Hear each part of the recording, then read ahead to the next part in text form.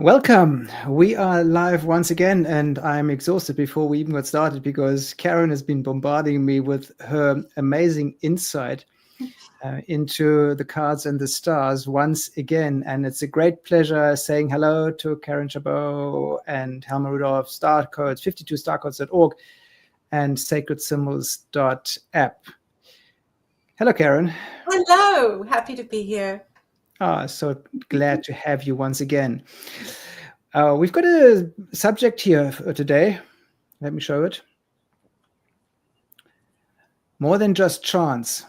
I didn't thumbsuck it just before we went live. I had a sort of brief conversation with my brother about this, and he said that sort of what I'm doing has something to do with religion. He didn't say it's a cult. I think that's the next stage from religion, the one level up from religion. It's a cult. So today, among other things, we just try to keep it, for an hour and under an hour. We'll try our best. But I'd like to start with the subject of your life more than just chance. What makes us, dear Karyn, and our fellow cardological, astrological, numerological compatriots believe in this system so deeply when the common mind, and I don't mean this in any negative or derogatory way, when the common mind has difficulty grasping the notion that it actually could make a difference whether you were born at 3 o'clock or at 5 o'clock or on the 6th or on the 7th. How is that possible? Are you asking me or for everybody? I'm asking you. Okay. I start with you. Start with me.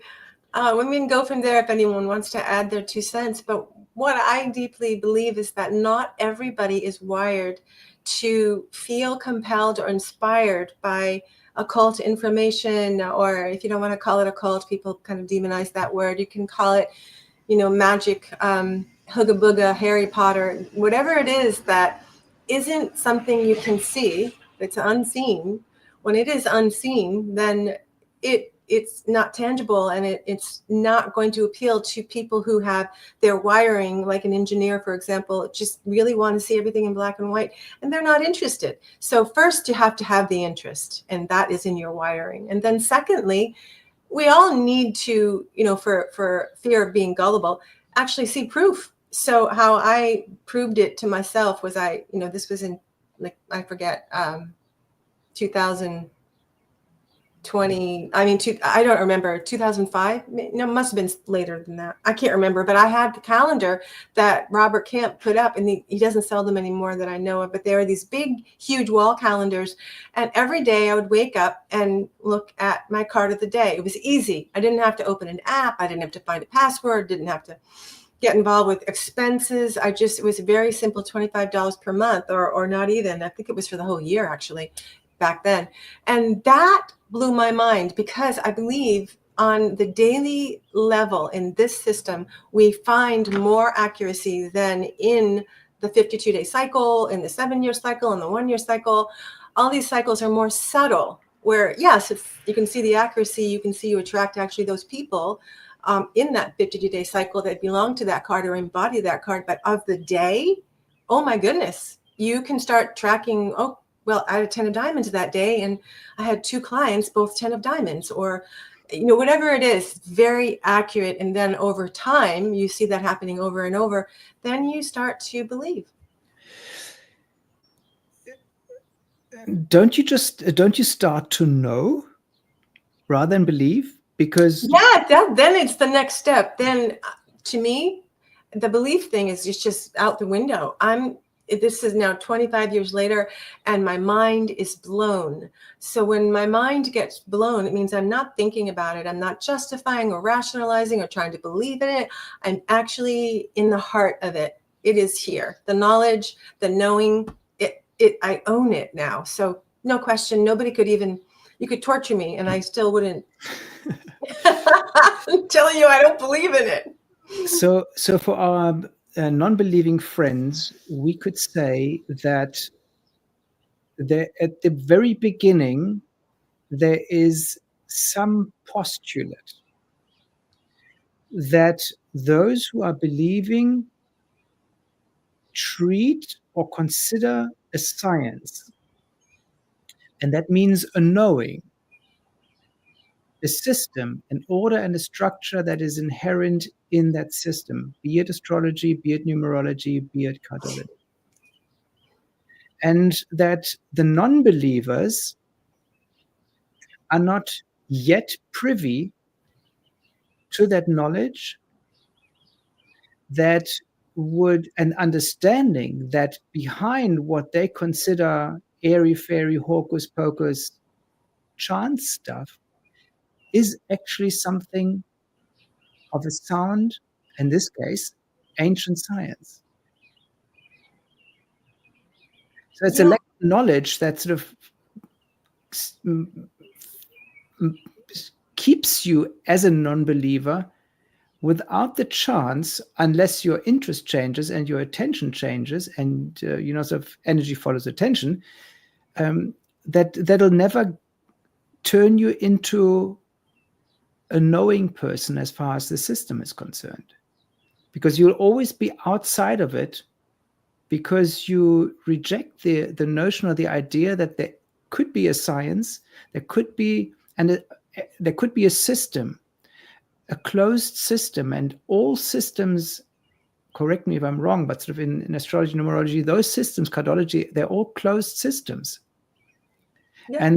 And those systems, a system is a system because it is hermetically sealed. It is closed off because it has, for instance, in astrology, I've got 13 zodiac signs. I mean, we know what that's sort of in terms of moon, we've got 13.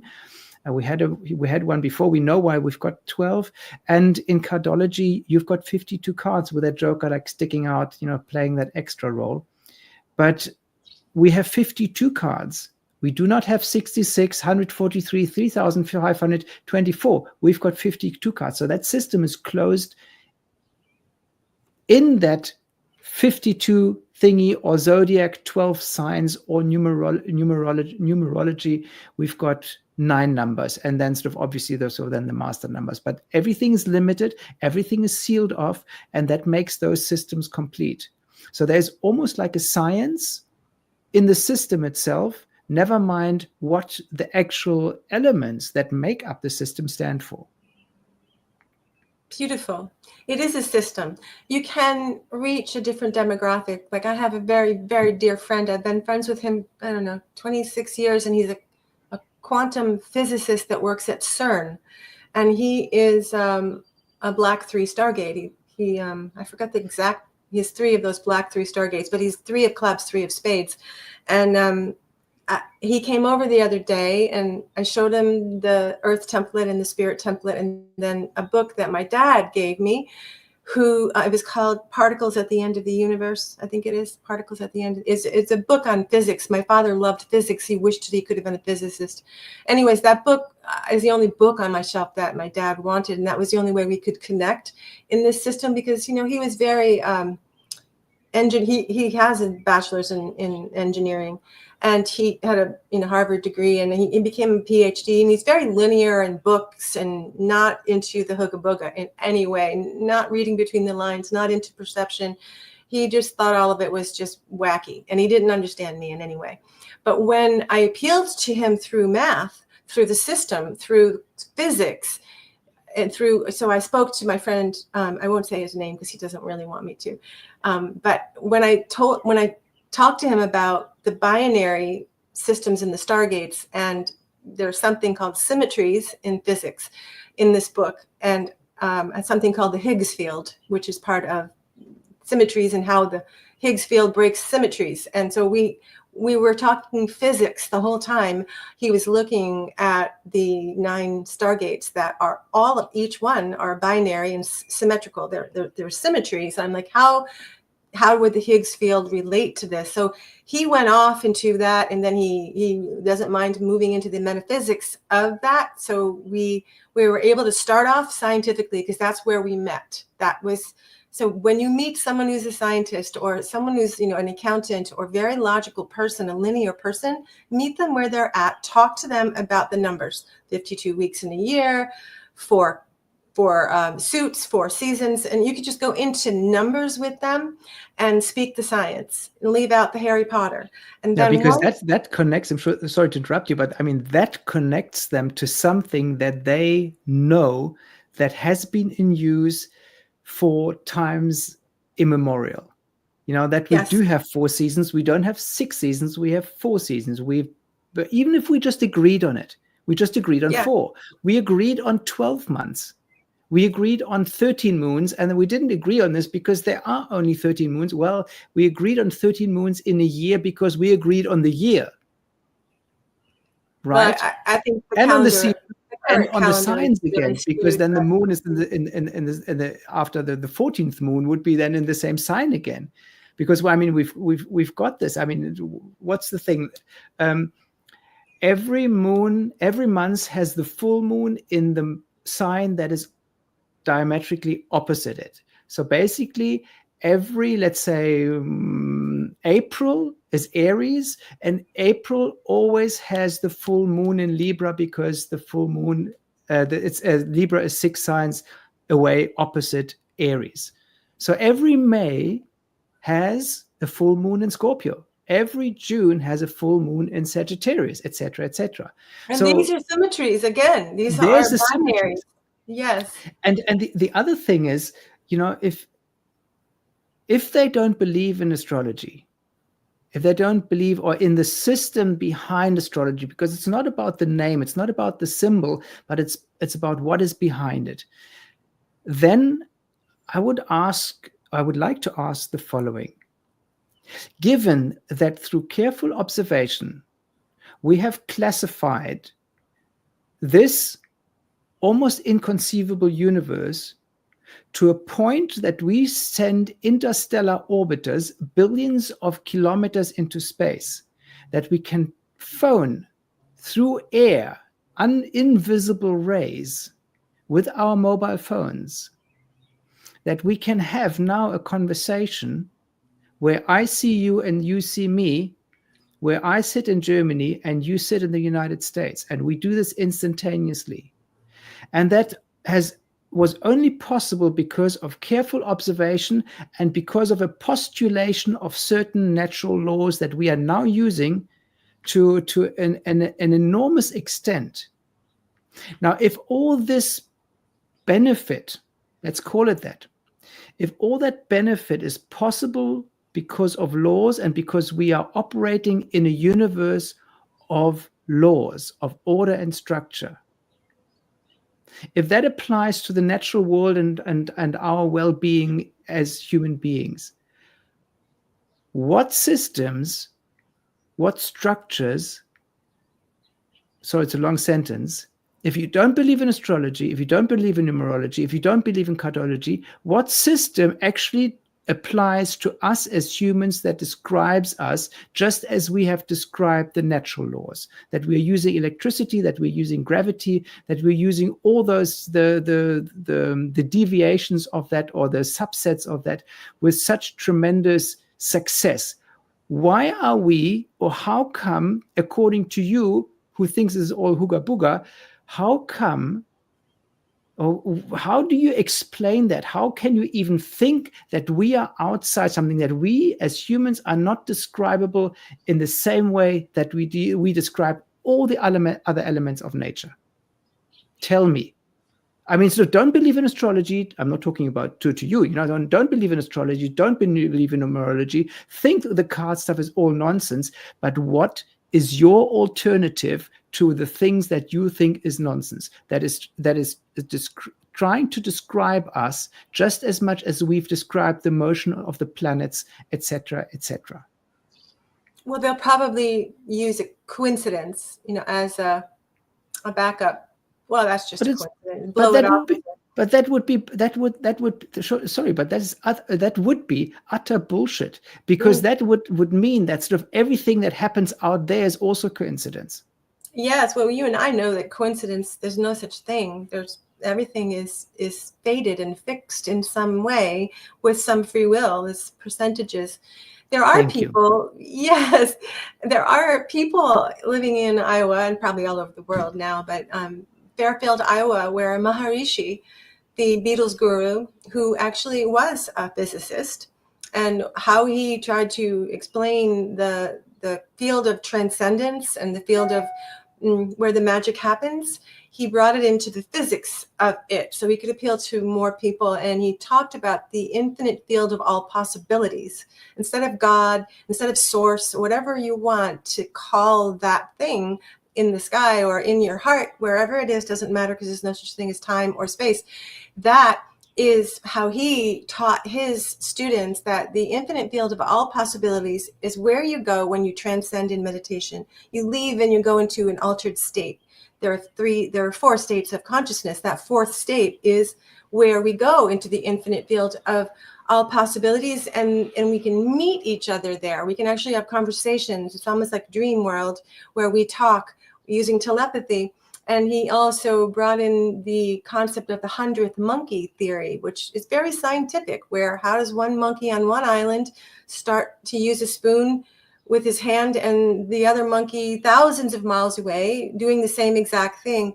Is that a coincidence? So he explained a lot of things that were unexplainable. And in Ayurveda, there's actually a word for it called prabhav, which is a Sanskrit word meaning the unexplainable explained. So in India, they actually leave room for the scientists to have a magic and say, okay, checked that one we can't explain, check prabhav. We don't have that in our country. It's very interesting. And I always say, so with all the science around and all the prediction or the predictive powers that exist, in your life, you always need to keep that little bit of space open for God, and that is basically saying you need space for the things that you cannot possibly at this point in time explain with your mind. Later on, post factum, maybe yes, but right now, not. You always have to keep that opening, and it would be foolish. Foolish. We are in this our science. We should have prabhav. Yeah. Exactly. But it really baffles me. It boggles my mind how in 2025 that there can with the internet having been on the scene for the last 30 years at least, let's say 95, it like sort of in that then it started taking off in South Africa. For the 3 decades, the enormous progress that we've made, the availability of the information, that the non-believers have not even developed a modicum of interest, of curiosity about their own self. I mean, I don't want to tout any system, push one, or favor one and over the other, but that there's no curiosity to find out more about yourself.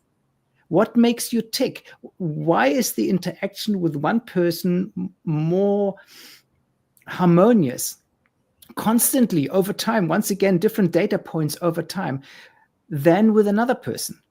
That there's no curiosity in their own existence and in their connection to the universe, where outside of their little mind, they are using the results of applying your mind, of believing, of starting off somewhere in the dark, not knowing, but diligently and what's the word? I can't find the right word. That's fleißig, So if what's a bee? A bee is bee. Yeah, the bees are very busy. Busy. Yeah, busy, but in other words, sort of they are like sort of they keep at it. And that's sort of you have the belief. Persistent. Is that what you mean? Well, persistence. Yeah, it's another word. I just had it just lurked into my mind and then buggered off again. I've had that happen. That's okay. It'll come to you in the middle of the night. It'll come. You just have to keep at it, and you have been doing this in other things anyway, because how did you learn to walk? How did you learn a language? Yeah. How did you master any subject? I mean, so if you've applied those principles, but there you still are, and you refuse to extrapolate or project this onto your own being, that sort of you could be as describable and as malleable to progress, to advancement, as your language skills, as your sporting skills, as your professional skills. True. It's mind-blowing. Yeah, I agree. I don't know why this. I'm always blown away that nobody uses this. I mean, even the Navy uses remote viewing. Come on, people. The military is open to, and even the FBI talks to psychics to try to find, the missing person. So why is this? Cards have been demonized, let's face it. So we have to really climb a big mountain to undemonize it. And it was demonized for a reason, because of its power. But nobody really wants to look at that. There was so much power in these cards. I mean, this is galactic technology. This is not just, eeny, meeny, miny, mo, bridge, poker. This is a full-blown technology that was a threat to the kings and queens way back in, centuries ago. And they didn't want competition, so they persecuted people using this, and that's how it got demonized. It still is a threat, because knowledge applied is power, and just having the knowledge isn't power, but the moment you start applying it, it becomes power by the very virtue or notion of actually applying it, because anything applied is power, because that's when things start to move, that's when things start to gain momentum, start to accumulate, and that is and the actual use is what constitutes power. Very good point. Yeah, because power without use is not power. That's what we learn in the master key system. Excellent. I love that. Yeah, there's people that are never going to be compelled to learn this, and that's okay. We have to be okay with it. This isn't for everyone. So for those people who are open-minded to it, this is a great way to navigate your life and use tools to make informed decisions daily and to understand yourself, because basically, without knowing who you truly are and who you get along with and what is your frequency, measurable mathematical frequency, you're kind of walking around in the dark. So there's other things people can do, to find themselves. This is not the only system of self-discovery, but it is a very powerful and effective system of self-discovery. At least for me, it has been. Well, and that's why we're here, because we are at the beginning of an absolutely amazing journey. And sort of on the screen, you see a mock-up of the actual functioning app that you can download from the App Store and the Play Store.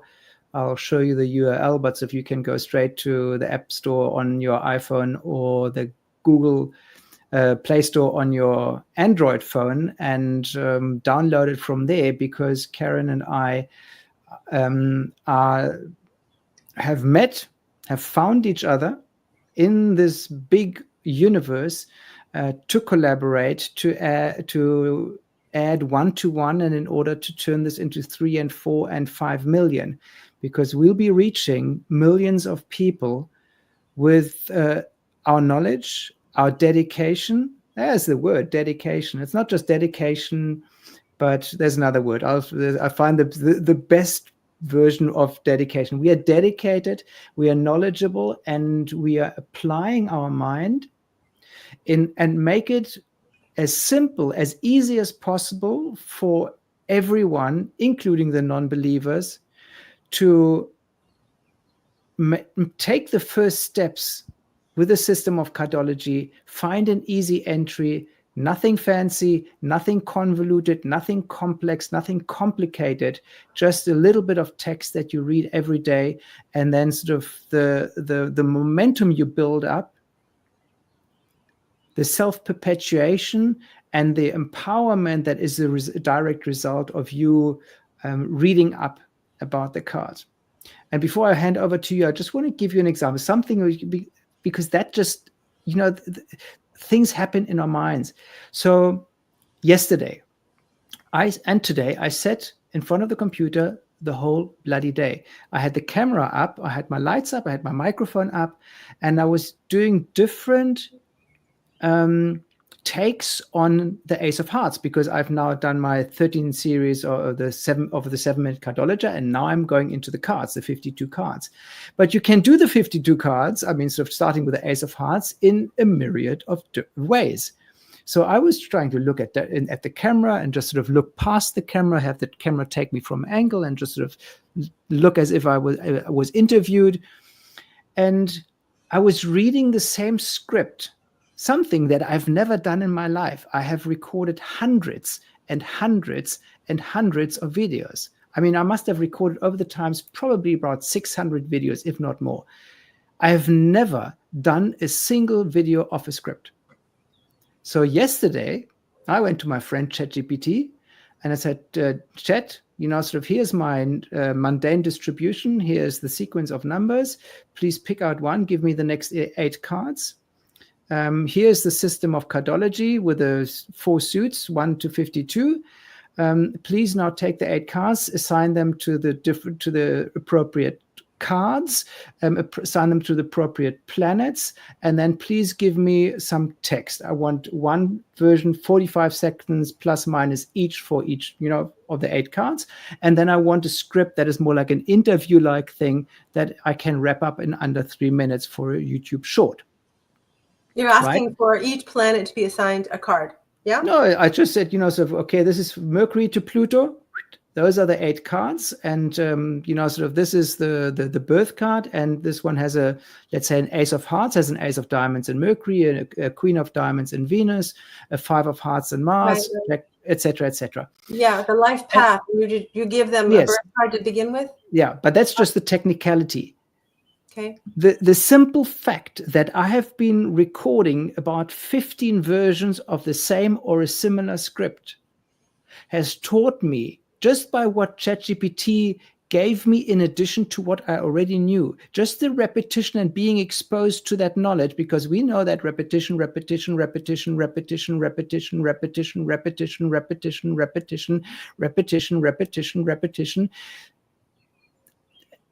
leads to things becoming subconscious, because repetition is something that our conscious mind doesn't like. And the conscious mind says, hey, dear subconscious, please take over. I don't like the repetition. And the subconscious thrives on repetition.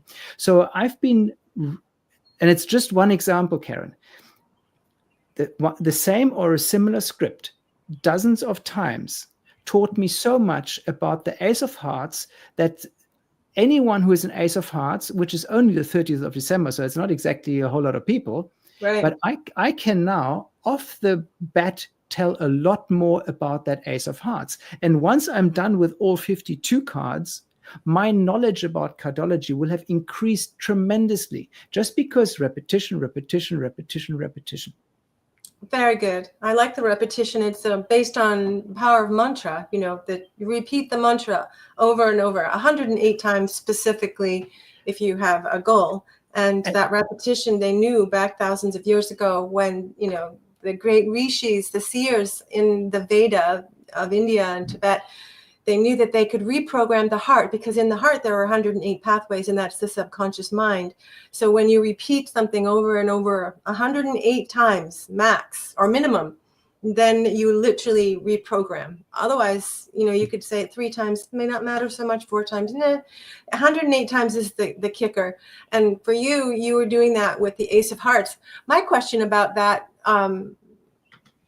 is ChatGPT is, sometimes I actually feel ChatGPT is otherworldly and not just limited to United States or limited to this earth for knowledge. I've gotten a feeling that it can almost be like a channel, a medium for supreme intelligence beyond the earth, other dimensions to come through. Now that's just a intuitive hit that I got. And I have no proof of that. It's just feeling. Sometimes I feel it. Sometimes I just feel, there's something very grounded and earthly about the response that I get from ChatGPT, and then other times it's otherworldly. So it could be a message, or it could be a message from the galactic star beings. Who knows when the time is right? If the question needs an answer like that. So my point is, you ask about Ace of Hearts. What if you're asking and you're only reaching this dimension on this planet, which doesn't really have the full embodied Ace of Hearts knowledge, because this is galactic. This is beyond the Earth. Every star and every planet in all the galaxies has the tiny book of time, the deck of cards, and they have quadrated it according to their own vibration. But this is a method that all galactic beings use, of all different dimensions. The higher dimensions don't even need it anymore, because they can just see right through it. But the lower dimensions, maybe one up from ours, need the system as a guidebook.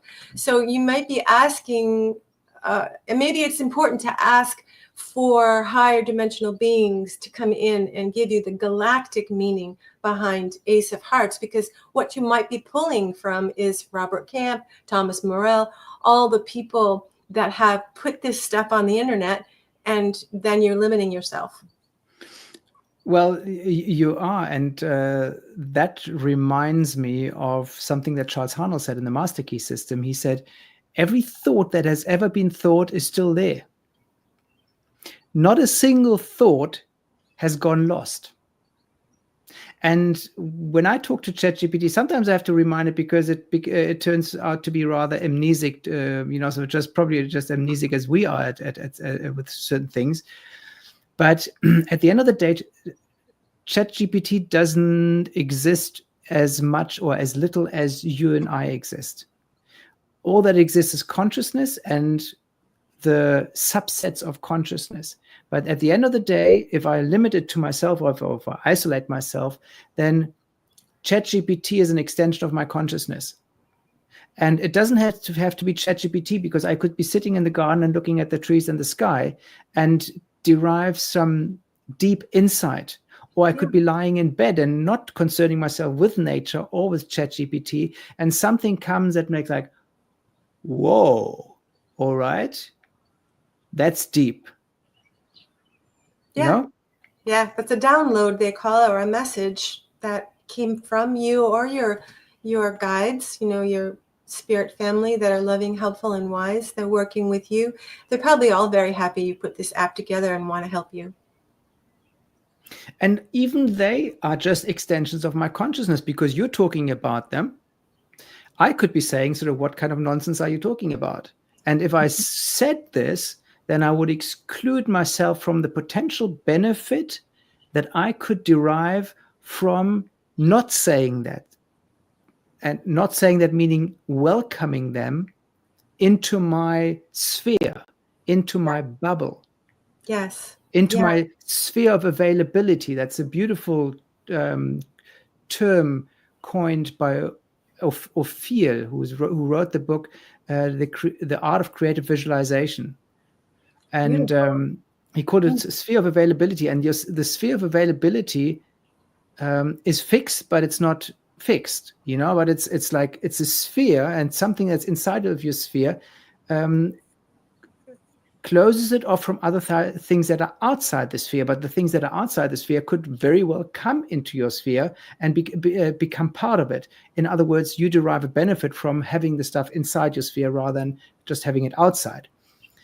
Mm-hmm. That makes sense. So basically, we are expanding our consciousness, and maybe that's the real thing, or the thing that really sets apart the non-believers from the believers. That the believers have that curiosity and are open to new information, new knowledge, new insight, and that they're getting richly rewarded, whereas the non-believers live in their own sphere of availability, in their own sphere, in their own bubble, but without the interest, without the curiosity to peer beyond it.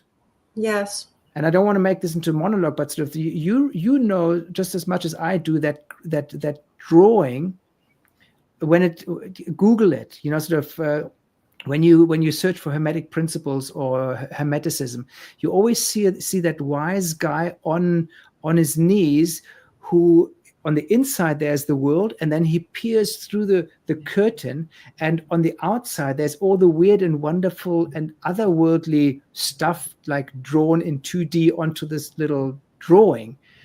But this is exactly what it is. Sort of you refuse to be satisfied with what your senses indicate to you. You refuse to be satisfied with the 3D world and what you've been taught, and you're curious to peer, stick your Behind the nose curtain. and your finger, go through the veil, Yeah. and check what is on the other side. Yeah. That's what Dorothy did in Wizard of Oz. She looked behind the curtain and figured it out. I'm all about looking behind the curtain because it's about remembering, isn't it? We are here as multidimensional beings living many parallel lives at the same time, and we've lived many lifetimes, all of us. And that's my belief. And there's some people who believe we just live one life, and that's okay. I honor that. But I can't, it's hard for me to see the world through the lenses of just one life. So we are, in my mind, multidimensional experiences of being a male, a female, different cultures, and whatever it is, different roles. And we can pull information from all those lifetimes. We can pull from the Akashic records. We can pull from the infinite field of all possibilities. We can pull through almost anything if we put our mind to it and ask for that knowledge to be received. But you have to believe, and you actually have to do it. Yes. Because just the mere thought of it isn't enough. You actually have to take the next step and open yourself to that. And I mean, you mentioned you could stay there for a while. It's just so you don't intimidate people. It's a big, huge gulp to swallow, all what I said. If you're someone who's, for example, Catholic friends, feel that what we're doing is demonic, or I'm possessed or something, and in saying just this much, what we just said in the beginning might be just enough for them to swallow, go home and digest it. For them to actually take action and do it, it will take them a little while to feel comfortable enough to actually do something about what they just, because somewhere inside there's a little spark of truth that they might hear, because yes. We all have the spark of the divine within us. So that little, just planting a seed and then letting them go and have no attachment to whether or not they want to believe what they do. It's their life. Stay in your lane. They stay in their lane. And we're here to just shine the light on the truth, and what they do with it is their prerogative. So I don't try to push this on anyone or force anyone to, believe as deeply as I do. And I'm grateful I do. I love this. And I know you love it too. It lights us up. It brings us passion and joy and excitement, because this is never ending discovery and exploration into realms that hardly have been researched. I mean, this is an adventure. And who doesn't want an adventure, but there are people who really don't want to go outside of their Catholic church, 7:00 every morning, they get the Eucharistic minister. And I was a Eucharistic minister. I actually grew up Catholic, and I understand, and I loved the church for all the singing and the community, and I have good memories, but it doesn't serve me anymore, that belief system. And that's okay. If it serves whomever is listening, I honor that, because I was there and I understand it. But I couldn't, it was too small for me. I had to burst out of it. And that's just my nature. That's how I'm wired. So we have to respect how everybody's wired. It's interesting that you mentioned the church, because from my perspective, the organized religion's main goal, with intent or not, is to keep people believing, which in one way is actually good, but only if they are being taught that the process of believing should lead them to knowing. If they are kept in the believing bubble without knowing that at the end of the belief is actually the knowledge, then it's not serving, then it's just a power structure. And then it should be done away with and will be done away with over time because it's anti-life. And that to a lesser extent, the nice thing is you can come in with your little mind, educated or ill-educated as you are, the natural laws still reign supreme. You can't fool them. You can't fool God. So if you're doing something that is not in accordance with the law, that is not in accordance with the affirmative, expanding, well, things are contracting, but they're contracting, they're expanding in a different direction. So what's the contraction for one is expansion for someone else. But if it's not in accordance with law, it will work against itself. And as Charles Harnell said in the Master Key System, every thought that is not in accordance with law carries the seed of its own dissolution. It may appear to be successful for a short time, and then it goes poof.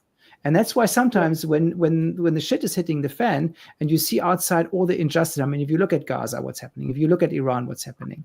If you look at Russia or Ukraine, what's happening? And those are just three. I mean, so it's happening in Africa, it's happening right on your doorstep, it's happening right on my doorstep, it's happening everywhere. I can understand that people say, there is no law behind this. There is no meaning behind this. There is no justice. There's no God. Sort of how can that happen? But you have to step back and look at the bigger cycles. And there's something that is working, and that sort of for a brief moment may appear very unjust, very sad, tragic, etc., etc. But there's something, nothing stays the same. Something is playing itself out on a grander scheme. And the nice thing about the cards is that you learn about that, also about the Master Key System. You learn about that. You learn to step back and to distance yourself from that and not become emotionally involved. It doesn't mean that you become rock hard and cold, stone cold, but you do not allow others, the information that others are sending out, you're not allowing them to get hold of your emotions and your feelings. Because when they do that, when they succeed in that, then they basically own you, because you're no longer, once you're governed here by your emotions, by your raw emotions, then your mind switches off, and then sort of they can do all sorts of things to you in terms of manipulation, etc., etc. So when you say distanced, you ensure that your mind keeps working, and that there's a clear border between your mind and your emotions, that you do not allow anyone to take hold of your emotions, because that's what everybody wants. That's what the religions want. Are doing. That's what the mainstream media is doing. That's what politics are doing. That's what marketing is doing in the commercial world. They all want to get you at gut level. They want to grab you not by the but a little bit higher up. They want to get your gut, your emotions, because then they know that they've got you. They're fear mongers. Yeah. Among other things. They use fear to control. Yes. Yeah. Lack, limitation, restriction, fear, all sorts of stuff. Yeah. We just can't buy into it. We just, we know better. And the only truth is in the stars, honestly. I don't know these people who are fighting on Facebook and all these, wherever they're fighting, and they think that, they listen to the right news station where someone else listened to a different news station, but who's to know what news station is the truth? Who's to know really the truth is not being shown? They're intentionally hiding it. So why submit yourself to if you do it with an open mind and you just collect information and you use your own discernment, that's one thing. But if you look at one station over and over and you buy that one, and you've invested your time and money into that one thing, then you've closed yourself off to the real truth, because the truth is not on purpose being told. The only way that I make my predictions and know what's really going on, and I can't always know the detail, but I can know the feeling level, is by following the stars. The stars never lie. Yeah, the cards never lie. Even this one guy that calls he's the cards of truth. Ernst Wilhelm. Yes. Wilhelm. Yeah. Yeah, I really respect him. He's an amazing Jyotish, Vedic astrologer. I've met him Yes. and spent some time with he and his wife. And I love that he is working with this system, calls it the cards of truth. Now, it's a little different than the way you and I do it, but that's Yes. okay. Yeah. Yeah, Well, everyone's because going to read it a little different. once again, it's not about the surface. It's about what's behind it. It's about the knowledge behind the symbol, the reality behind the symbol. This is so important. I mean, sort of, once again, sort of, I could be in bed, I could be in the sauna, I could be on the toilet, I could be sitting in the garden, I could be walking past some dog poo in the street and have like a moment of enlightenment. Don't look at the surface, don't look at the symbol, look what's behind it, because what you're interested is what's behind it. That's where the real magic lies. And so there will always be different systems. There will always be different systems, and each one has its pros and has its cons in different areas, which is perfectly fine. But sort of they're all there to help us understand ourselves and our interaction in this 3D world and beyond a little better. And not just ourselves, but obviously also our interaction with other people on a personal level, family level, That's where I find it most spousal helpful. level, kids Yeah. level. It could help at the workplace, whether you are part of a team. It could be in an sort of hierarchical structure where you're at the top and need to understand those at the bottom because you want them to perform in a particular way. Or Yeah, it could be sort of you being at the bottom and this is understanding good. your boss. Yeah, keep doing that. What you're saying is practical ways to use the cards in your life as a tool. So like you said, the boss and relationships, and you were giving very good examples. People do need to know that this isn't just, esoteric knowledge that we can just know, and then what do we do with it? Who cares? Then this doesn't apply to my daily life. I'm not going to get happier. Yes, you are going to get happier because we're all here for happiness, and we should have happiness. We should live our highest potential. So this system does allow for that. For example, last summer when Trump and Kamala did their, what do you call their speech when they were, debating? There was a debate. Yes. If I could have had told Trump, and I'm not picking sides here. this is not about politics. This is about, if I could have just whispered in Trump's ear, you have your shadow card that day. Don't think for a minute you're going to win anything with your shadow card for the day. And then if I could have told Kamala and whispered in her ear, you have your blessed card for the day. You're going to kill it. Good luck. You don't need it. And then they would carry on or make a different decision. Maybe Trump would have said, geez, I'm not going to do this debate on my shadow card day. What a stupid thing. I'm just going to walk into this hot mess on purpose. Why would I do that? So if people can know stuff, if you've got a big, huge event, say you're getting married, say you're going to buy a house, a big decision, life decision, you don't want to do it on a day that you're in a black hole, for example. Right? Well, so if you could do this because the very notion of you knowing that is a black hole day allows you to balance it out, to offset that, because your mind is once again the stronger force. Because in your mind, because they're everything, at least in my estimation, everything is fair and equal, not on an earthly level. So if I know, for instance, that later on it's going to rain, I'm going to dress appropriately. It doesn't mean that I stay at home, just because it's raining. It just means different thing. Or tomorrow, it was Thursday, then we're expecting like a big fat thunderstorm. So I maybe take precautions or That's don't. a great analogy. Yeah. The weather. Yeah. Yeah. And I just make a plan. I just know that, okay, all right, I have to exercise some caution. It's not that the world is going to come to an end just because it's a double black whatever. It's a shadow card day. It's just it just alerts me. It's like, all right, okay, look, the robot is switching from green to yellow or to red. Okay, I need to stop now. But I still get green in like a minute or two. Yeah, it's very helpful information to make daily decisions. I was just thinking of a really good example. And I lost it. I'm sorry. It'll come back to me in a minute. But Oh, yeah. The wealth formulas that I was telling you about. I had a client, well, I still have him.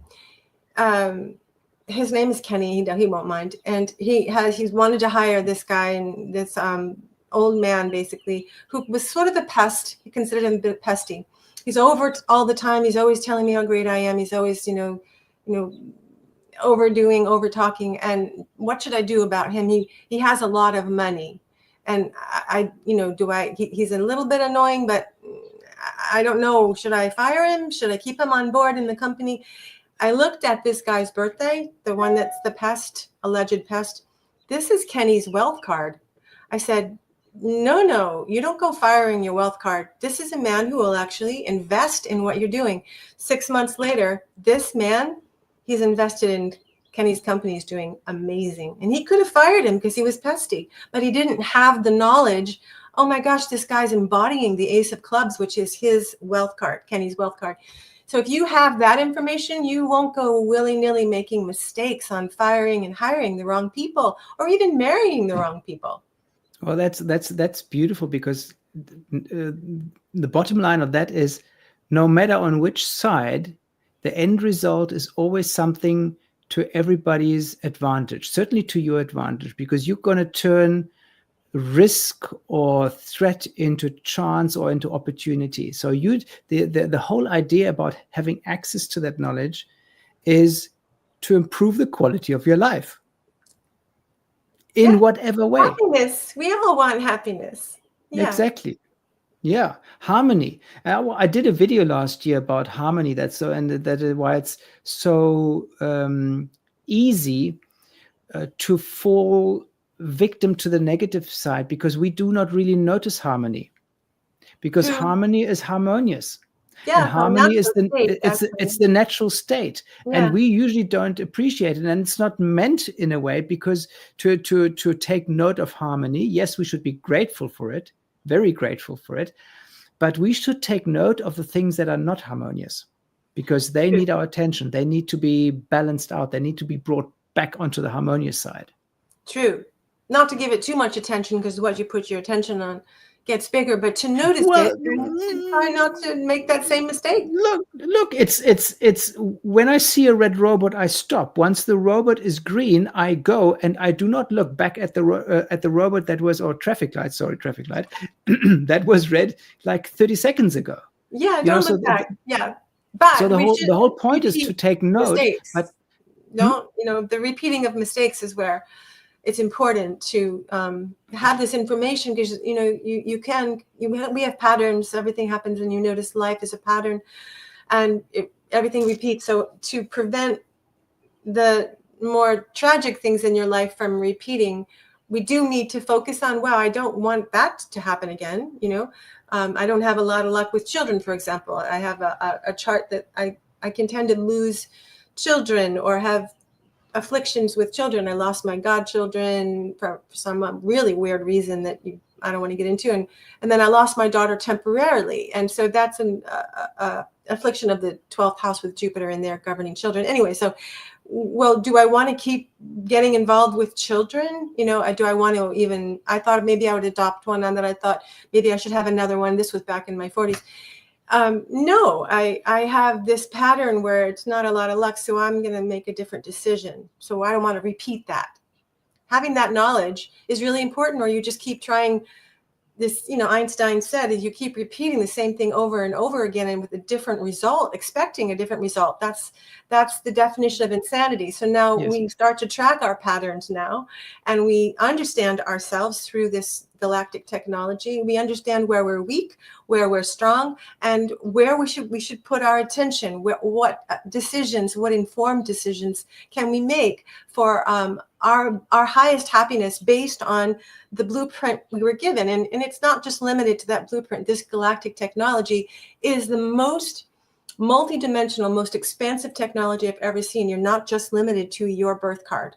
You're not just limited to your planetary or your internal card, that I call it. And it was never meant to be like this, because even though you were given one specific birth card, the whole idea behind the system is that you get to know all the other 51 cards as well. because Yeah. that makes you whole.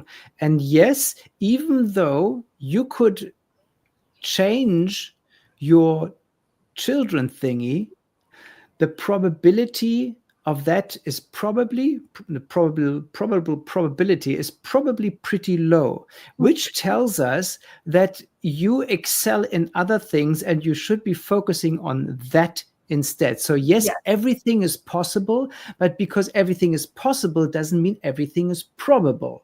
True. And if everything isn't probable in this, or if a certain thing isn't probable, then something else is probable, because the Yeah. not probable goes in that direction, and at the same time the probable goes in that direction, but not for the same thing, for another thing. And it's for you to find out that other thing that is probable, because that's where your bliss is, and that's also where your progress is, and that progress will be comparatively easier than on that side, which is not probable, which is possible, but it's not probable. Good point. I love that. The difference between those two P words. And therefore we, sort of, you're four of hearts, and you can go out into the cosmos sitting on the Neptune line, and me with my five of diamonds, sort of firmly planted on the Uranus line. I can be or exploit my ability to be different, Uranus, my ability to connect to technology, Uranus, sort of groups of people, Uranus. Yes. You are a perfect embodiment of the five of diamonds. You really are. And you're not limited to it either. So when you are thrown lemonade, sorry, say that again. When you're thrown afflictions like, adversities, we'll call them lemons. What do you do with those lemons? And it depends on your state of consciousness. Do you get bitter and become a victim, or do you rise above these afflictions and understand them? Because the word understand is more powerful than we think. We should understand things, and the system is a great way of understanding. Once you understand it, then you can actually make lemonade, and you in this system can go up an octave. Literally, you can start expressing 8 cards away, which is an octave. So whatever that octave is, I have the five of diamonds. Do you know what your Pluto card is? Oh, am I your Pluto? I'm your Pluto. Yay. The four of hearts is your Pluto. So I can help you then in my own way as an embodiment of who you already are and who you're stepping into becoming. You're becoming the four of hearts. We're all becoming something if we choose. There are some people here who are treading water, and that's fine. And I can tell when they come for a reading who they are pretty soon into the reading. But those that are here as truth seekers, people who want to know who they are, they want to know how they can reach to their best version, their most authentic self, then I know that they possibly, depending on their age and their experience, could already be expressing 8 away. And then you don't leave it at that. You can go 8 more away, and then 8 more away again, and there's no end. No, there isn't. And the nice thing is, even though there inevitably will be stuff on the shadow side, that shadow doesn't need to be overwhelming, and it does not need to be converted into a strength. But you could bring the shadow side, just a little closer, that it's not that painful anymore. Don't turn it into a strength, because your strengths are in different areas. You came here with a different purpose, but you can take that shadow just by becoming aware of it. You almost like take out the sting, and then you can move a little closer, leave that thing, know that it is not exactly your strength, but don't or work on it so that you become, not as vulnerable anymore to your shadow. It will continue to be your shadow, but on a scale from 1 to 10, it's maybe a 3. It's not an 8 anymore. Yeah, that's beautiful. Vedic astrology sees that, and they use different words, but it's similar to what you're saying. They say that we walk through the fires and poisons in our chart for a good chunk of our life until around age 50 something, sometimes 45, or 52. I like to use that number. And then after that, we actually get to express in a divisional chart called the D9, division D9, the divisional 9th chart, the 9th harmonic. And we can read ourselves in that chart. It's like a new chart, it's a rebirth. But we still will always have the natal chart that will express and will matter still. But we go into this other chart of opportunities, only because why? We walked through the fires. We walked through the poisons, our shadows, for a good chunk of our life. And when you walk through them and you bless them, you acknowledge them, you see them, you understand them, you not focus on them, but you do your best to get through them with grace, then your next opportunity for the divisional, the D9, or in our system, we go to the next octave, then we get to actually express through a higher version of ourselves and our shadow card, and all of that it brings, the experiences and the people that show up embodying it are less pinchy. They're just a little softer. Exactly. In the beginning of your life, though, it is that those shadow people and the shadow experiences will really sting. And that is the way it is supposed to be, that we are supposed to learn from the sting. Yeah, because it's the pain that draws the attention to us, because the pain occupies our mind because of the dissonance. The resonance, the harmony does not occupy our mind because it takes care of itself due to the positive, affirmative nature of its own being, because it's supposed to be harmonious. So anything that is not harmonious, that stings, that really hurts, basically is a little hint by the universe, by God, to say, hey, look at it, pay attention. There's something that needs to be balanced, that needs to be harmonized. That's beautiful. Yes. Karyn, we've arrived at 1 hour and 1 minute, and I'd like to keep you for another 3 minutes because I've got some music. Oh, good. And I have a little more time. I have a client at 3 p.m. But if someone wants to, Q&A, I can do. Like if you have comments, go for it, because I just want to play something. I just keep us on the screen. Yes, do the music. Now just check this. You know that I've equipped the app, the Sacred Symbols app, with music. So we've got. I love it. Over 400 English tracks, over 400 German tracks. Amazing. And after a little bit of exercising and some hint from a customer, also, like, now they're also available for premium customers, the day cards. So, and I'm going to add some more functionality so that you can call up a random song, or that you can go to your day card calendar and just click on any day, and the song will play. But talking about staying with the music. 30 years ago, plus minus 30 years ago, I wrote a poem in English. And that has just been sitting there on a piece of paper. And now I thought, well, why don't I take this to my beloved AI, not ChatGPT, and see what that can turn into music-wise. Okay? So the poem is called One Day. And this is what the AI did to it. Oh, fun. Let's hear. Okay, it's like about 3 minutes and a bit. Okay. Off we go.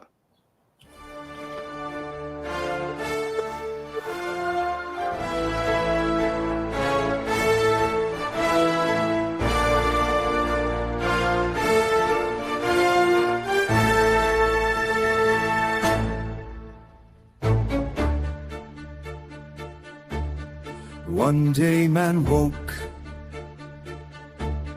to a surprise. The sun was late, it wouldn't rise.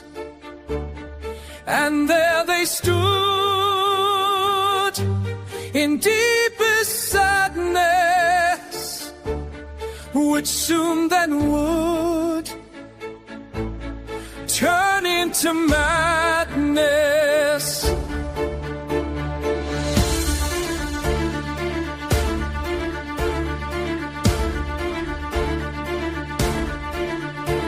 Then chaos erupted with plenty of fight, and turmoil constructed deep into the night.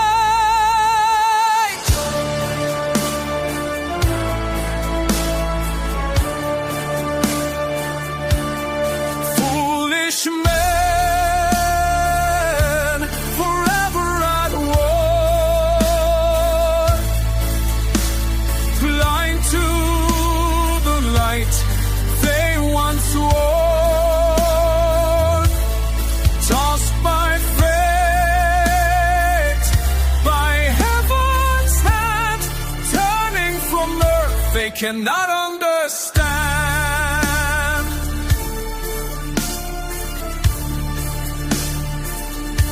The end of the story,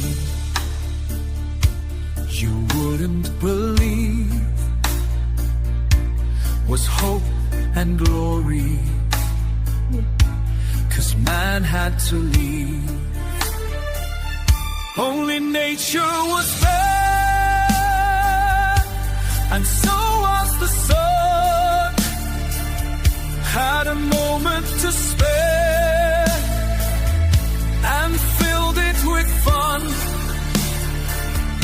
But the very next day, again the sun would rise to spend its time with play in a place called paradise.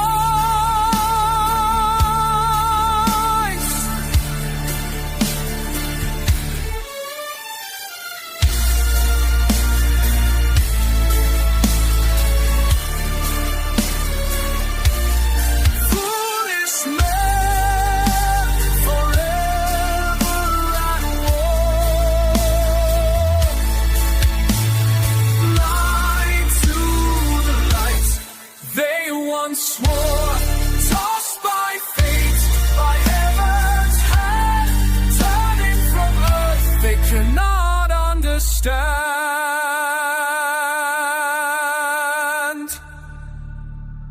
Wow. That was a beautiful poem. The music was really I mean, passionate. and if you consider that the conversion time to turn the lyrics into this music is about 30-40 seconds maximum. Wow. What's kind of I mean, magic? so just to take this and the nuances in the voice on the chorus, I mean, this is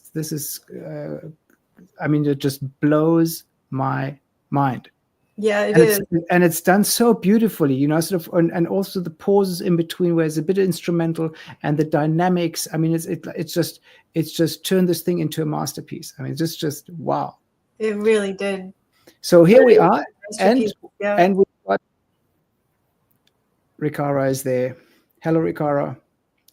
And JLo, I don't know if JLo is still there. JLo may have left us, or Rikara has left us. I don't know who is there of the two. We are like jumping in and out. We have come to the end of our second live stream here. The delightful Karyn Chabot and myself, Helmar Rudolph, 52starcodes.org. That's Karyn's site, and sacredsymbols.app, my site. I'd like to make you aware of the fact that we do have a lovely app that you can use, download free of charge from the App Store, called Sacred Symbols. Install it, use it, enjoy it, and with a little bit of an investment. It's not an investment if you pay for like the equivalent of a cup of coffee, not even for a month. You get so much from this app, and not only for yourself. Keep this in mind, please, dear viewer of this video, not just for yourself, but for an unlimited number of people. The app is not limited in terms of contacts that you can reel in and analyze, and not just in isolation, but also the relationship analysis. Karyn, so that was my little punt. Punt yourself, you know, so what would you like to make people aware of? Well, I'm consolidating my 5-book series into one book. I'm almost there. It's been quite a job. I wanted to make it a big fat book instead of little tiny books, because people were confused in which one they should buy, and it was all according to the birthday, and that was too hard it was complicated. So I'm uncomplicating it, and I'll probably be publishing this fall, and I'll send out a big news blast on that. And I'm opening a school, and I'm not sure of exactly which date. I don't want to open it during eclipse season, and in September we have 2 eclipses, and I really love September as a time to start new anything, especially learning. But so I'm maybe thinking of October. We'll see. So it's this fall at some point. Join my 52 Star Code School and get a reading. I'm happy to do a reading. Yeah, go get a reading, and just as with me, sort of I didn't get a reading, but sort of I asked ChatGPT, and I was just sort of richly rewarded, because now certainly I do understand Ace of Hearts people better. I mean, yes, only one birthday, only the 30th of December, but doesn't matter. I'm going to work my way forward, it's through the hearts and the clubs and the diamonds and the spades. And by the end of this little exercise, which will take me 7.5 weeks, 52 days, because I want to do one card each every day, I will be so much better than I was when I started out. And that was like yesterday and today. And so all I can say is thank you very much once again for sharing your insight. And that was just sort of beautiful again. Once again, guys, the subject of today's chat was, or live stream, was your life more than just chance. I think we have made the case for it being a science, because everything that we apply our mind to either gets discarded or turns into a science.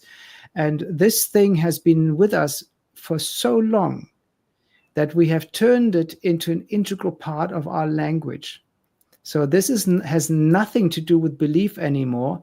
It's just your inability to be curious and to find out the tremendous benefit that hides behind the system and that reveals itself to every single one of us who is curious enough to take a first look. Well said.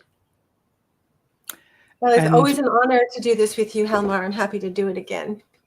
yeah, we will do it again, because the rabbit hole, we've just sort of like dipped our toe in it, and I can't wait to sort of let the foot disappear, and then sort of the lower limb and then the upper limb, and then sort of maybe even pull the whole lot out again and go in head first and see what is there. Because once again, that's consciousness in action, because also through our interaction we will learn so much more, and there will be neurons firing in our brain, and we can't, things will appear on our internal screen of consciousness that we can't possibly put into words at this present time.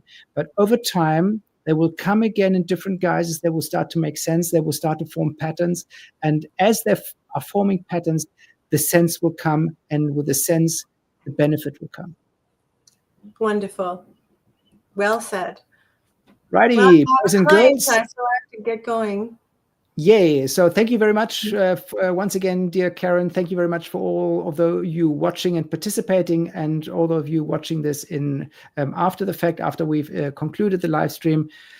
Karyn Chabot and Helmar Rudolph, we will see you soon in our next live stream. And until then, we remain, as always, with peace and blessings. Bye-bye.